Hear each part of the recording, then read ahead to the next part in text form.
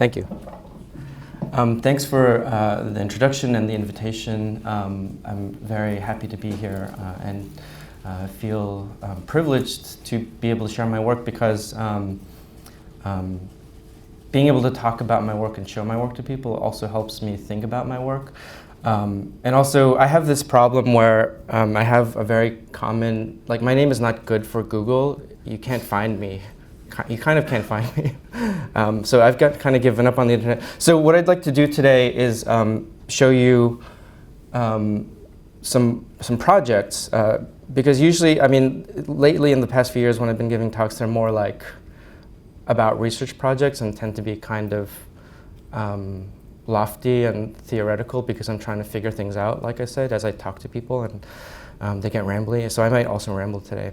But I want to ground what I'm going to talk to you about in some projects, through some projects that I've done in the past few years. And so the projects I think fall under, or the way that I'm going to talk about the projects fall under three broad categories. And I'll just list them here. You can see them in my very sophisticated presentation format. One of these categories is currency.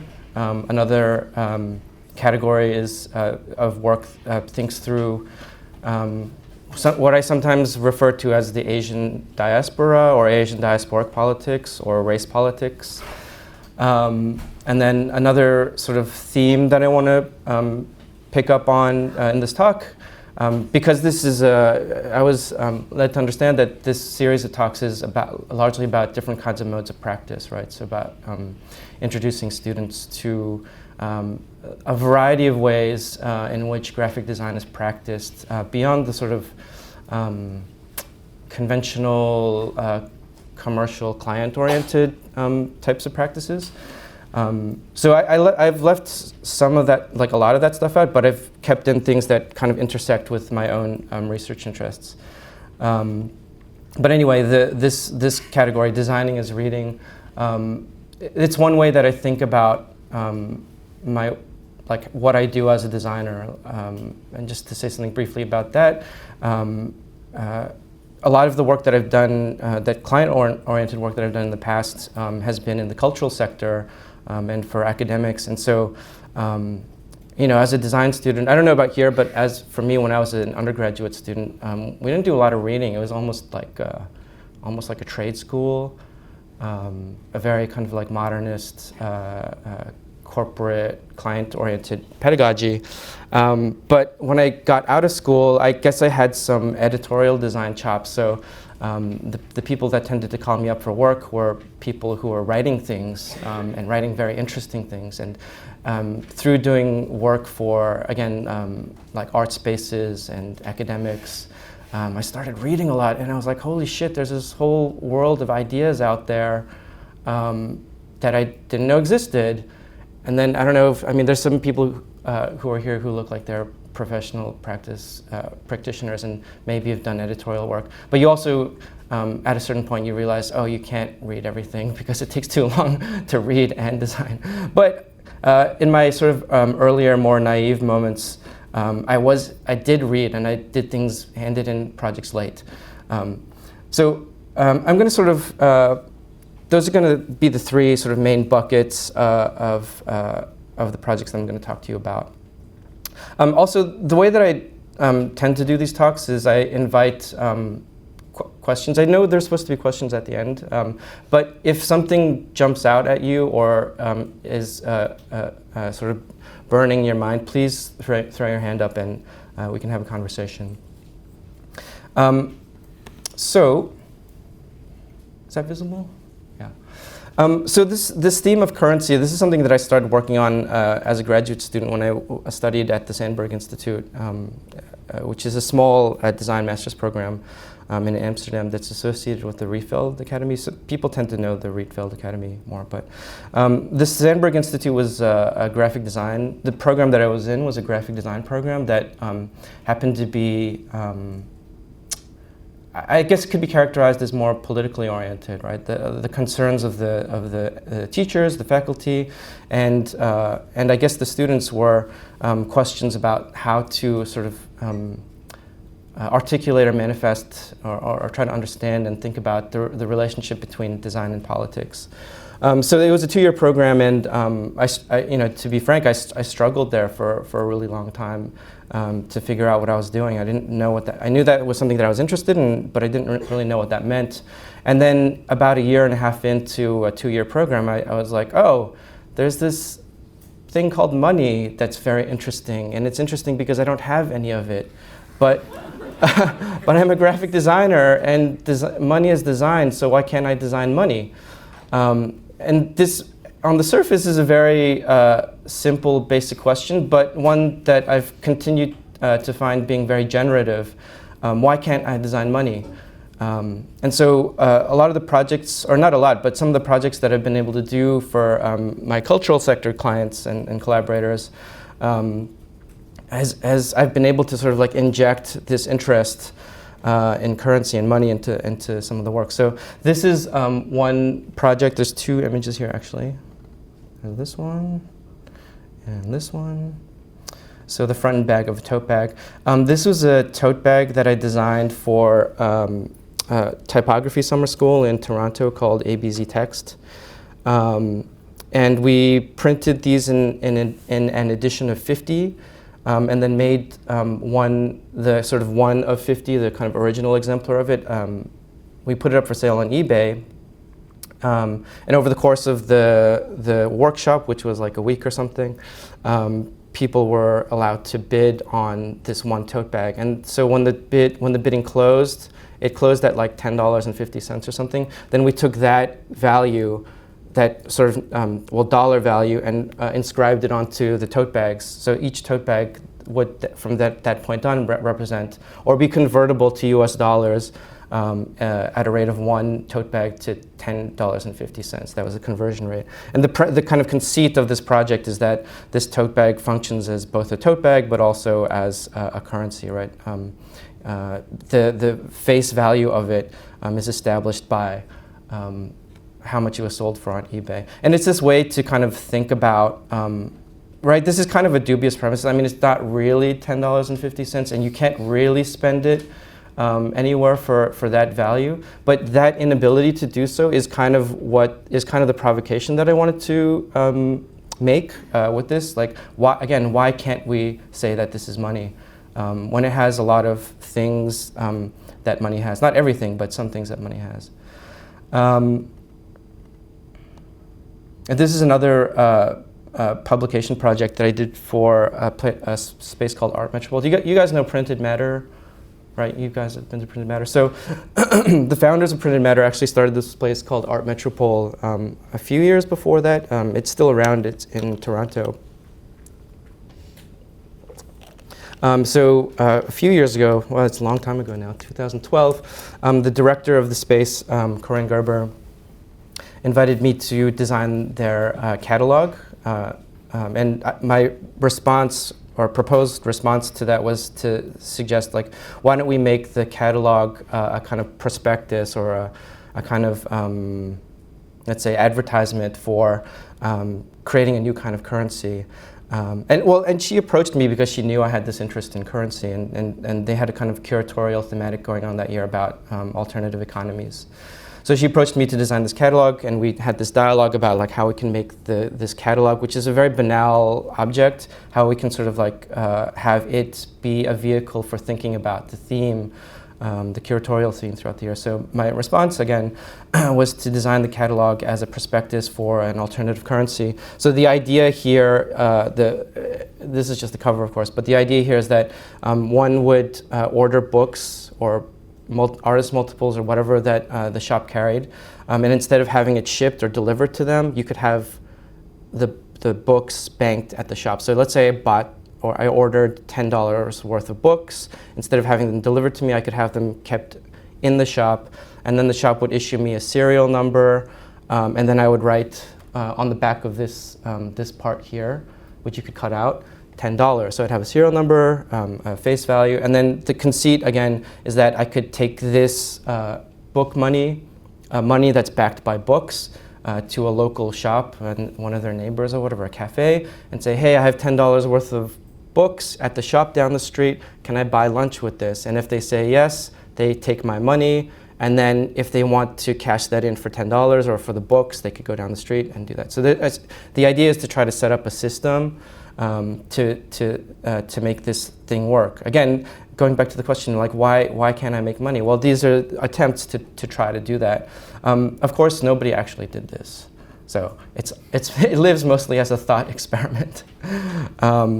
I think it's too risky. I think these questions of money maybe are too burdensome or like not compelling enough. But it's a way for me to think about these things. Oh, it's just some interior spreads. Unfortunately, I don't have the files for these because I lost my computer that these were on was stolen, and this was before the cloud. Yes? Can we turn the lights down, please? It's really hard. Oh, can I do that up here?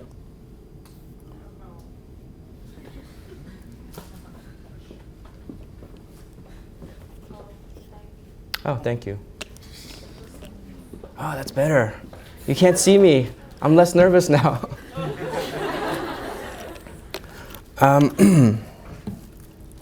Okay. So yeah, those are a couple projects I did for Art Metropole. These are just interior shots of the catalog. One more similar project, there was an exhibition curated by Denise Reiner called Interim Measures, and she asked me to design the exhibition flyer for the exhibition. And my counter proposal was, let's turn the exhibition flyer into a currency. And so I designed 3 different faces for a flyer, but this flyer wasn't just like a mail, it was actually like a large tabloid-sized newsprint thing, because I wanted to print 2,000 of each of these designs. So I just wanted to have like volume, like a lot of volume. And we did this on a web press in newsprint. It's very affordable. And so, right, these posters or flyers function both as publicity for the exhibition, but the conceptual conceit, again, was that these could exist as currency, as money, right? Like money is printed, flyers are printed, there's a kind of like a material production correlation there.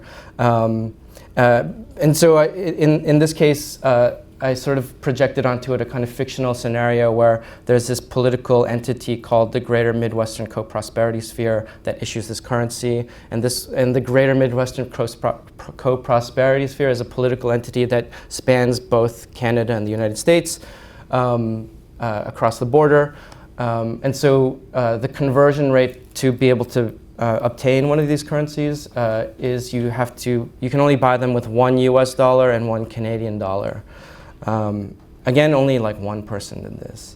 But it exists, again, more as a kind of conceptual exercise. And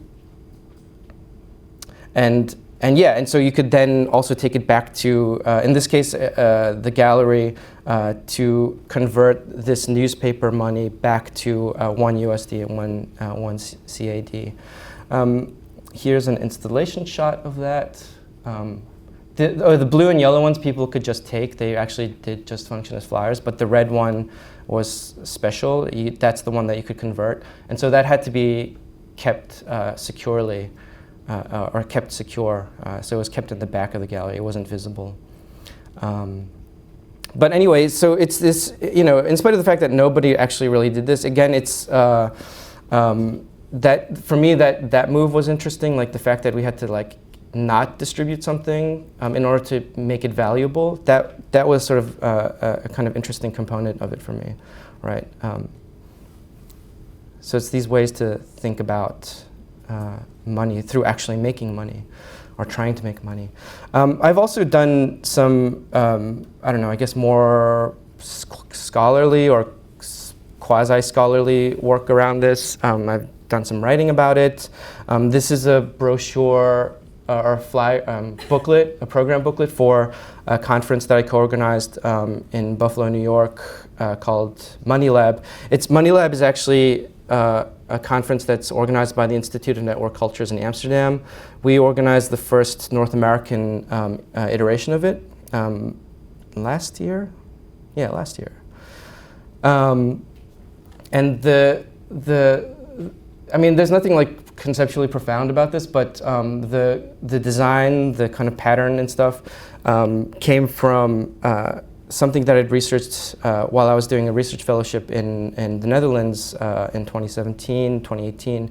I heard the story about how the first Dutch paper money used the typography that was a set of typography that was created for musical notation to create this sort of like security patterns and the sort of decorative elements of the first Dutch paper money. And the reason that they did this was because this typeface for music, which was only the second, if I understand correctly, only the second typeface designed or ever cut for musical notation at that point in history. It was a commercial failure at that time because composers this was the mid-1700s, thought that it was not amenable to the way that they wrote music, right? Typography implies sort of this hard standardization. There's a certain set of glyphs and characters, and so composers at that time were frustrated because there were these marks that they wanted to make in their musical notation, but was not available in typography. Long story short, again, this typeface was a commercial failure. It was just sitting on the shelves of this printer in Haarlem, in like the original Haarlem in the Netherlands, for 100 years. And so this printer, when they were approached by the Dutch National Bank to design and print the money, they were like, oh, we have just the thing. There's this typeface that nobody has. And so if you use it, you can be very sure that your bills will be secure because nobody can copy it. They don't have this typeface. So this conference being a franchise of a Dutch conference, and Buffalo actually, when it was first founded, was actually the private property of a company called the Holland Land Company. And it was also called New Amsterdam for a short while. This graphic typographic reference is a way to sort of narrate that relationship, right? To narrate the relationship between Dutch capital and American colonialism.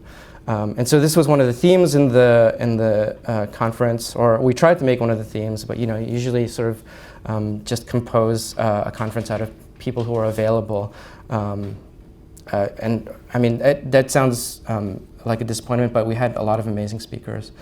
So anyway, this is all to say that another way that I think about my work is as a way to sort of narrate my research, right? Like these forms, you wouldn't know that without me telling you that, but well, luckily I'm here and I can tell you that. I think about design or graphic design as a way to, or as like a way to make signals in history, right? As a way to remember things. Just a short animated bumper that played between speakers. I won't play the whole thing.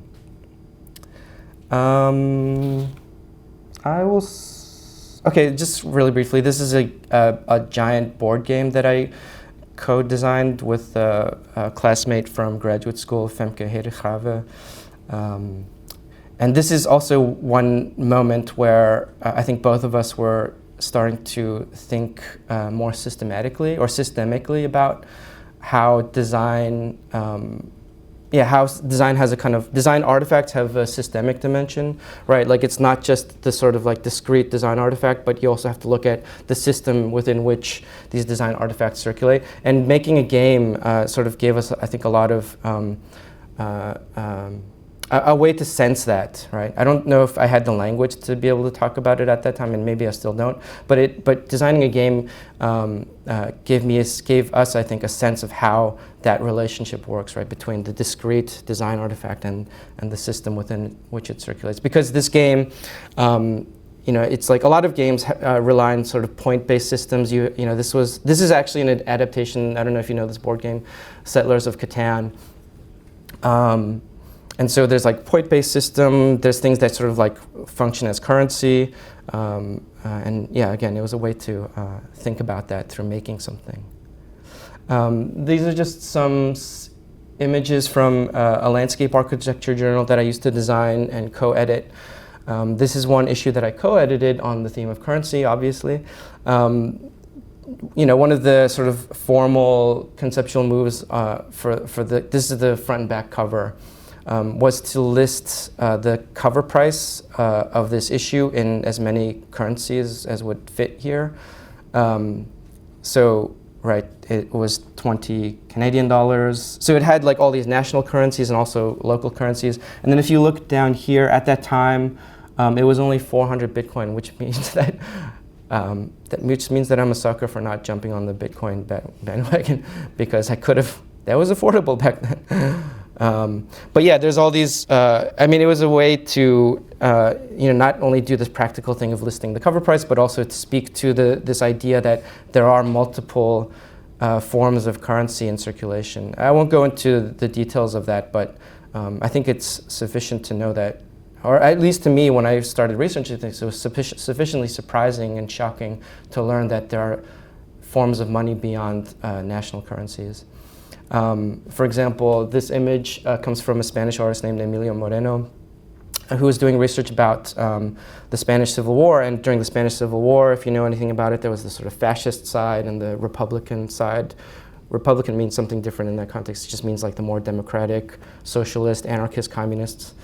They were fighting each other, and so within the Republican side of that conflict, there were, at that time, 7,000 currencies in circulation. So it's like, this is a historical precedent for how people, like a demos, a kind of democratic social body, would create their own money to be able to facilitate and lubricate their economy.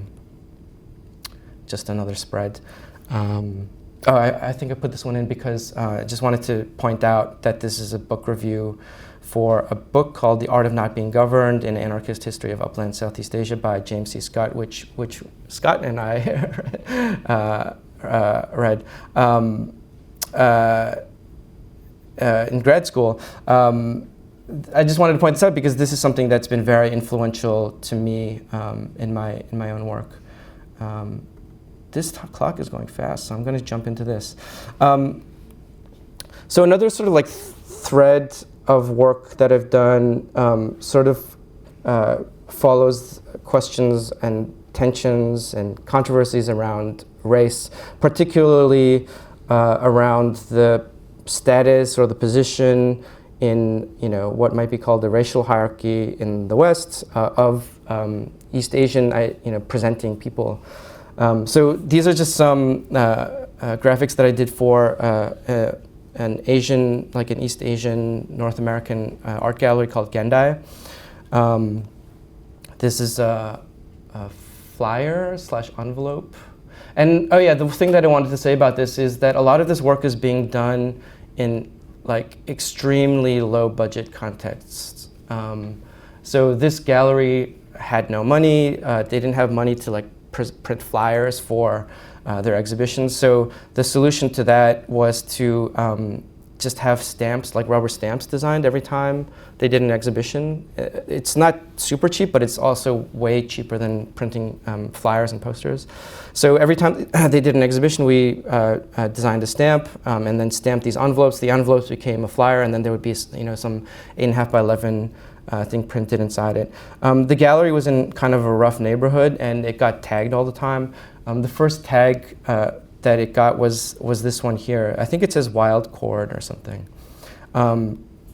But we're like, okay, they can't afford to clean it up. It's like really difficult to clean. We said, okay, let's just make that the logo of the gallery. So we made a stamp out of that tag and stamped all of the materials with that.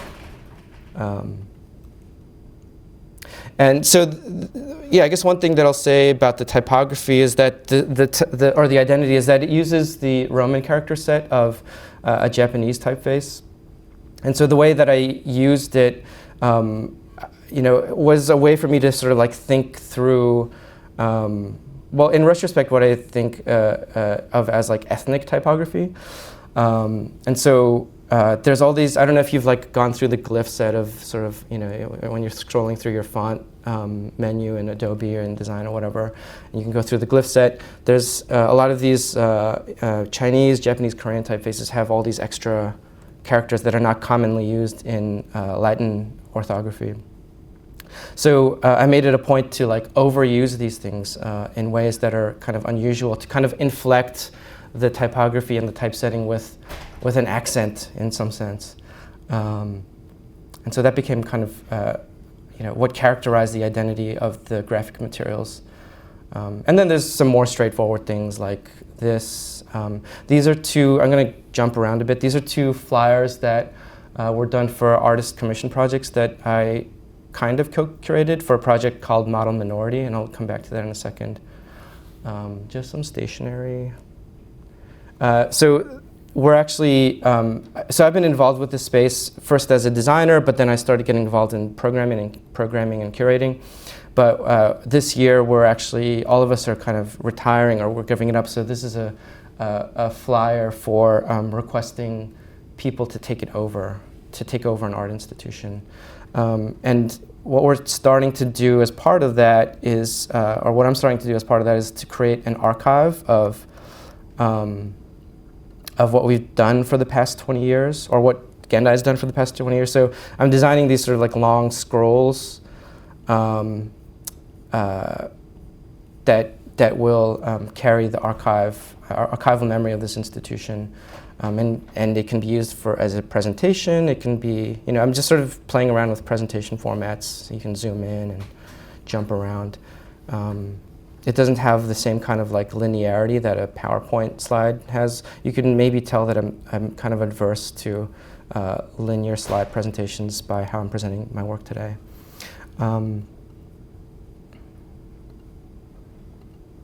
Whoops. Okay.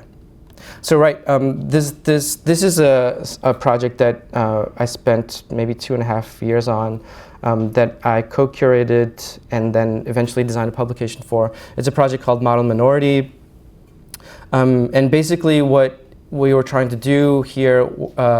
So this is in the Canadian context, and I don't know if you know anything about arts funding in Canada. It's very good. There's a lot of. It's kind of like a quasi-socialist country, so there's a lot of public funding for art. But our institution was very poorly funded, and we were kind of in an existential crisis, and we're like, well, maybe we should just die. Maybe we should just stop, right? And part of the reasoning or thinking behind that was, like, maybe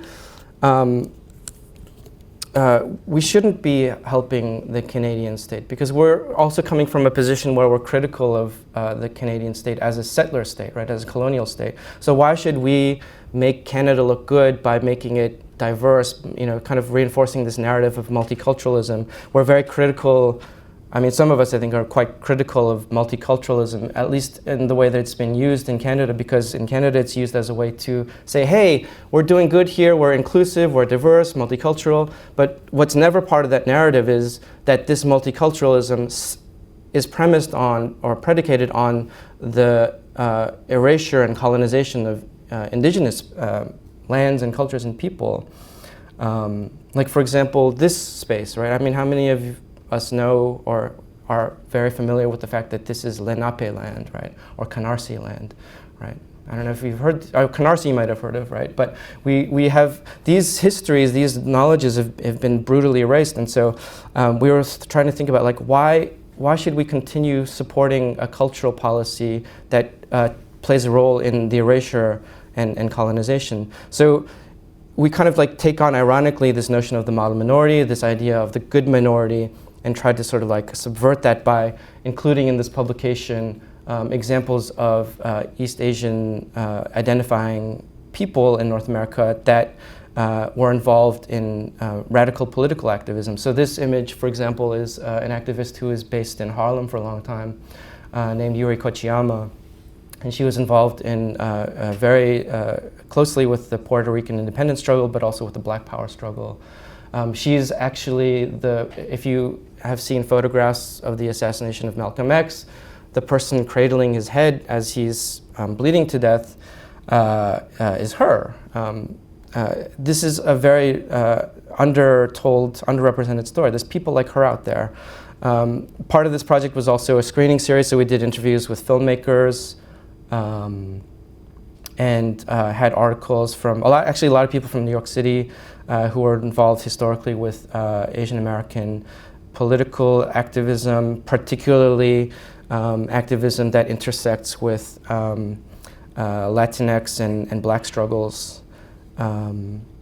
Because what we're really trying to talk about here is, trying to do here is to sort of conduct a critical self-examination of the East Asian diaspora in North America, right? Like, we don't get a pass from racism. We can be, not we, but you know what I mean? Like, the model minority is a kind of racist concept that says there's a good minority and all these other minorities, their grievances are invalid because look, the Japanese Americans, in spite of the fact that we put them in prison and expropriated all their property, they bounced back. They got educations. They make more money than white people. This is very problematic because it, again, invalidates the legitimate grievances of if we're talking about it in racial terms of in colonial terms of Native American struggles and Black and brown struggles. So we really wanted to look at where this idea came from, and it actually has a very precise origin. The term model minority comes from the New York Times and from Newsweek magazine, who are writing these articles in the mid-'80s about how well Asians are doing. So again, this book has art projects that we commissioned, sort of historical documents and interviews. And so, like I mentioned before, Gendai, this was under the rubric of Gendai Gallery. We didn't have a space. We didn't have anywhere to exhibit work. So the publication becomes our exhibition space. The publication, and not just our exhibition space, but a space that allows us to propel this work beyond the sort of finite limits of an exhibition that might run for 2 months, right? This book hopefully will be around for much longer than that and can continue to challenge the notion of the model minority continuously. This is a poster that I did for a space here called Interference Archive in Park Slope. I don't know if you guys have ever been there, but it's a repository of political graphics from all over the world and around history. And so one of the protagonists of that space, Josh McPhee, does a poster series called Celebrate People's History. And so he asked me to design a poster about something, and what I chose to do was to make a poster that tells a brief story about this group called Futeisha. Futeisha is or was a Japanese and Korean anti-imperialist anarchist group that met or was operational, they were around in the early 20s during the period of Japanese imperialism and occupation of Korea. And so what I really love about this story is that that there was solidarity between Japanese citizens and Korean subjects in Japan. And this is a story that, I don't know, my parents never told me. I didn't get in school.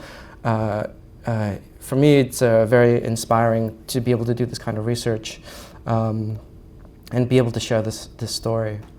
336. This is a project called, I'll skip this one. This is a publication that I designed for an artist named Jacqueline Huang Nguyen, this project began when we commissioned her to do a research project for the Model Minority publication, and it sort of developed into this. And what she's looking at is sort of alternative archives of immigration.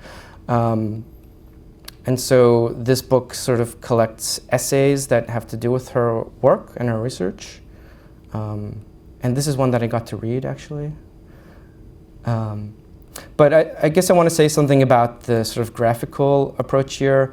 So the way that I try to approach these projects is by having the design, this could be a very straightforward task to design a book, but I tried to do it in a way that allows me to think through or articulate some of my research concerns or my political questions or interests.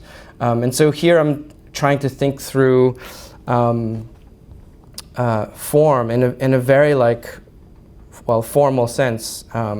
When I'm thinking about archives, her work is premised on researching state archives. When I'm thinking about archives, I think about databases. I think about spreadsheets, sort of like very rational, pragmatic grids. And so what I wanted to do in this book was to counterpose the image of the sort of like state archive with another kind of formal language that's more irregular, less rational, less accountable, maybe ugly, maybe illegible. And so, again, this could have been a very straightforward book, but I actually made it a point to be really deliberate about like not setting things super straight. Sort of like having irrational patterning on the page. I think, I mean, this may be pretentious, but I kind of think about it as some kind of poetic.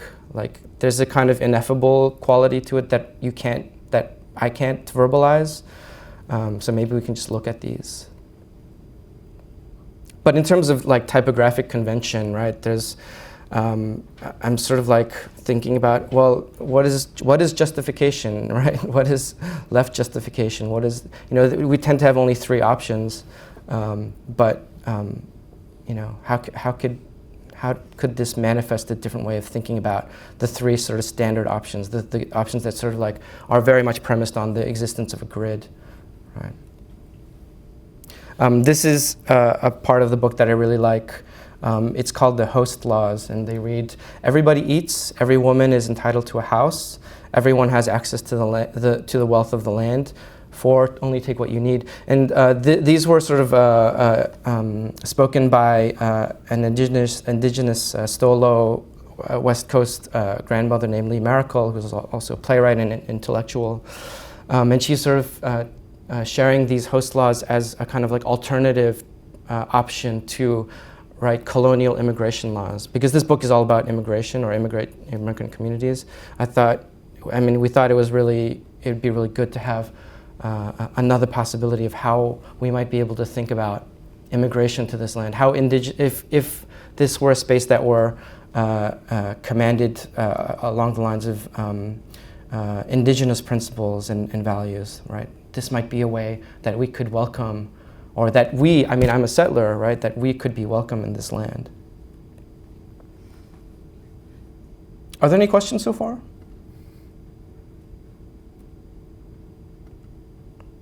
Okay. So like I was saying, I think about designing a lot as reading, or it's afforded me the ability to do a lot of reading. And so being a designer, I think a lot of that reading gets filtered through that lens, that disciplinary lens.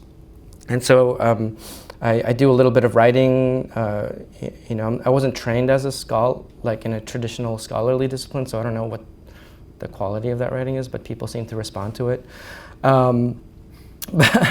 But I had the opportunity to co-edit an issue of this magazine called C Magazine last year, and I co-edited it with a fellow named Ali Shamas Kadir. And so this is the cover for it. And the premise of this magazine, or this issue, it's typically a contemporary art magazine, but here we wanted to, they asked Ali and I to do an issue on graphic design, and we didn't want it to be like a kind of portfolio issue. We didn't want it to be the kind of thing that I'm doing with you now, just like showing work. We wanted it to introduce writers and thinkers and practitioners that were practicing design in ways that aren't typically recognized either in the market or in the academy. And the other thing the only thing that I'll say about this, because I don't want to spend too much time on it, is that originally the theme of the issue was going to be graphic design and power, but we decided to just call it just graphic design, because for us, graphic design is always a matter of power. Graphic design is always entangled with power. It's just a matter of, I think, how that relationship is articulated. That's the tricky part. And so the contributors that we assembled, I think, do that in a variety of ways. So we had, for example, one interview that I did with an artist and designer named Joy Arkan, who works with the Cree syllabary. This is an image of her work. This writing system here is the writing system for Cree. We did an interview about that with an oral history scholar. We had a piece about that sort of like intersects with disability studies. We had a kind of short genealogy of an Indian design school in Ahmedabad. And this sort of like interesting, intense relationship between that school and the sort of Bauhaus tradition. So there are all these ways in which we were able to like think about or have design conversations that we typically hadn't. I have like 7 minutes left. Yeah? Okay. I obviously overloaded this publication, this presentation. I'll just say one last thing. These are just some images from a research project that I've undertaken for maybe 2.5 years now. It's a very like sprawling one, and then sometimes I feel like I don't know what I'm doing. Sometimes I think I'm a fucking genius, but it's probably not true. But it's just really big, and so I don't know how this manifests is going to end up. I want to keep doing it, but I had the opportunity to exhibit some of my research about this topic, exhibit some of this research last year. And basically, this project is a historical project. What I'm trying to do here is think about or rethink the history of graphic design in a way that centers what I call, or not just me, but what some refer to as the genre of the document, right? As the sort of like central thread of this design history. Because I think the way that design is taught in my institution and maybe here, the history of design that we learn is not only like mostly Euro-American centric. Like to me, that's a thing, but it's not the most critical issue in this project, in my research. The thing that I'm looking at more is like, why don't we look at things like passports, tax forms, driver's licenses, contracts, like menus, receipts, all these like really, really boring things that are graphic design artifacts, but we don't teach them in school, right? Because we think of them as already being designed, or we think that we don't have access to the decision-making powers to like implement these things. Yet these things, right? I mean, take passports or driver's license, the ID documents, for example. These things are highly consequential. These are probably the most consequential design thing that you'll ever touch, right? Graphic design thing. Yet we don't teach them. We don't really talk about them. So this history that I'm trying to like figure out and articulate looks at that, and it does it through like a variety of ways. In one way, I look at this historically, chronologically. So there's a kind of like 6,000 year narrative that begins with like the earliest clay document, clay tablets in ancient Mesopotamia, which I should note, right, those things are recognized as the first forms of like systematized writing. But we should also recognize that writing isn't invented for the purposes of literary expression. Writing is invented as an accounting practice, right? Writing is invented for management, for politics. Writing is political right from the beginning. It's about how do we remember things, whose memory gets inscribed and who doesn't. And so it starts from there, and then it goes all the way to like contemporary forms of documentation through technologies like blockchain, and which became popularized through things like Bitcoin.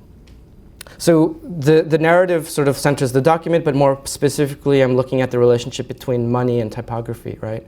Again, ancient clay tablets are accounting, like largely like invented for the purposes of accounting.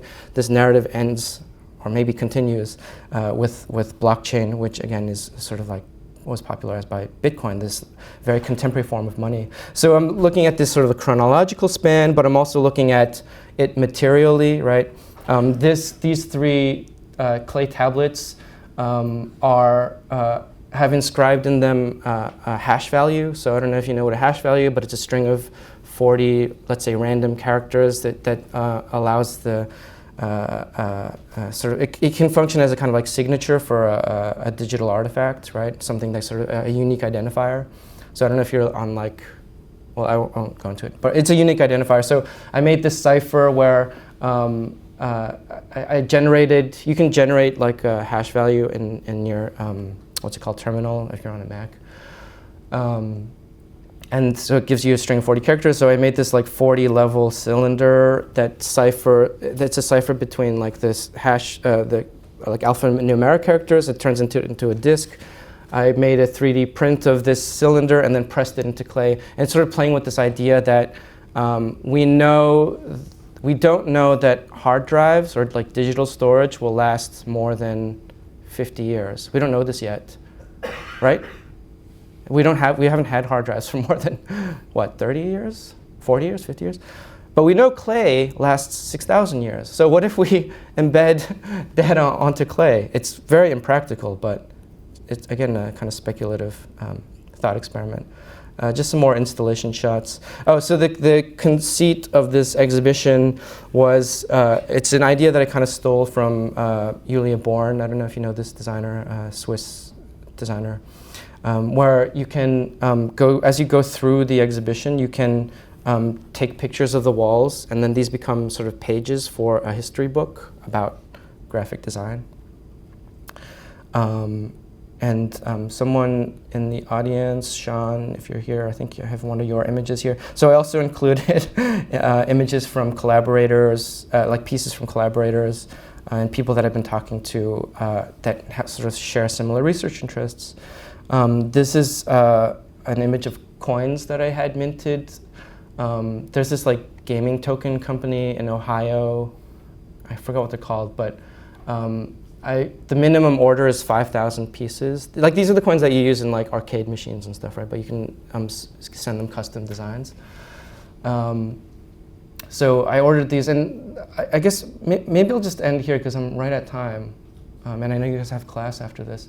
But I'll end with the thing that I said earlier about how I think about what I make as sort of narrative or indexical. It's a way to help me remember things, and coins are also a thing that like helps people remember things. Like if you have money, what that means, what it's supposed to mean, is that you've contributed something to the world, right? And so that this is your token that represents that you've contributed something. It doesn't really work that way, right? Because there's people who have billions of dollars that didn't do shit for it, but that's what money's supposed to remember. And so I'm talking about memory through the design of money, and all of the surfaces on these coins are surfaces that help me to narrate my research. So I skipped this part, so I hope it makes sense. But there's this coin, the three surfaces of this coin refer to the three different sort of like techniques of document making that I've discerned from my research. It sounds weird to say that, but one of them is that like documents secure themselves through the threat of violence. So this inscription here reads, "To counterfeit is death." That's copied from early American colonial era money. So the kind of money that like people like Benjamin Franklin were printing around the time of the American Revolution. When you think about paper money, right, it's highly insecure because if you have a printing press, you can just print shitloads of money or copy it very easily. So one of the ways in which paper money was securitized in the American context was by threatening people with the death penalty.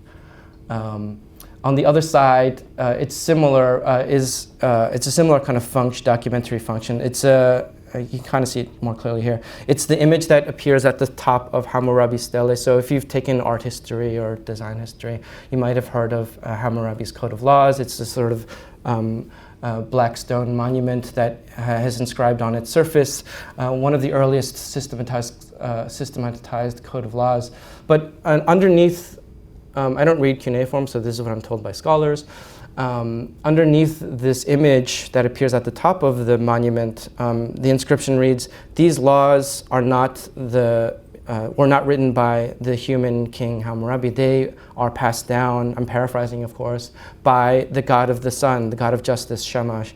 Therefore, don't fuck with this." It comes from heaven. You can't argue with the gods. Therefore, these laws are legitimate. And so it's this other way to like that form or images or graphics are used ideologically, right, to manifest power or to impose power. And then the third surface of this coin is the edge of the coin, right? You see this sort of like ridged thing. It's technically it's called a reeded edge.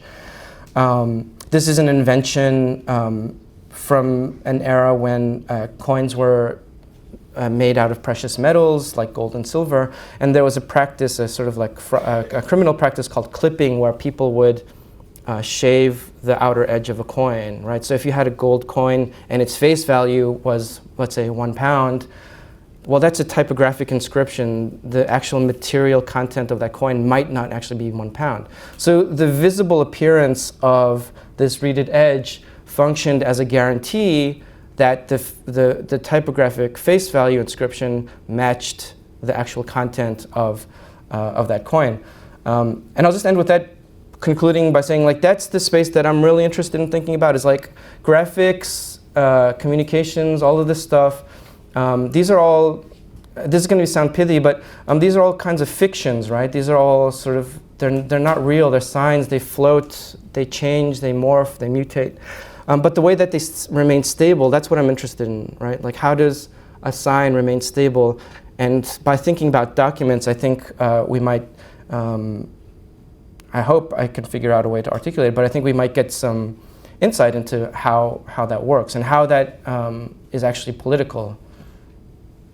I'll stop there. All